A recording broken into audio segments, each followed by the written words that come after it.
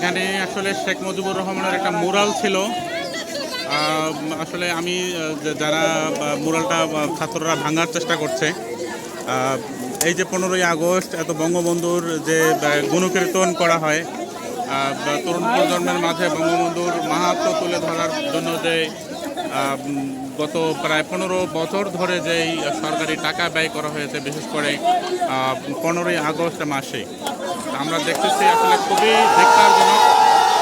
এই আমাদেরকে বলা হয় যে মৌলবাদীরা সাধারণত এটা করে, কিন্তু আমি যদি একটা জিনিস দেখাই যে এখানে যারা আছে সেই ছাত্ররা এটা একদম সাধারণ স্কুল পড়ুয়া ছাত্র। সুতরাং এই যে জাতির পিতা বলে যে ব্যক্তিকে চাপিয়ে দেওয়া হয়েছে, আসলে আমাদের যদি আমরা বলি যে এই তরুণ প্রজন্মের কাছে আসলে লেবু বেশি চিপলে যে তিতা হয়ে যায়, এটাই একটা বহিঃপ্রকাশ। সকল কিছুতে বঙ্গবন্ধু এই বঙ্গবন্ধুর গুণ কীর্তন করতে করতে আমি যদি দেখাই যে আপনাকে এই মুরালটা, এটা আসলে ঠিক যে তার প্রতি অশ্রদ্ধা করা হচ্ছে তা না, এটা একটা প্রতীকী অর্থ আছে।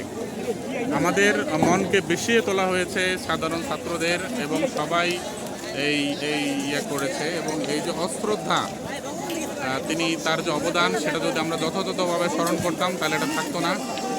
এই বেশি গুণকীর্তন, অতিরিক্ত তোষামোদির কারণেই এটা আসলে আমি বলবো যে একটা আমাদের ইতিহাসের বাঁক বলতে পারি।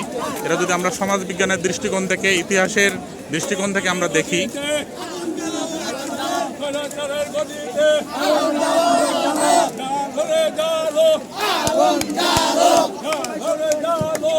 আগুন জ্বালো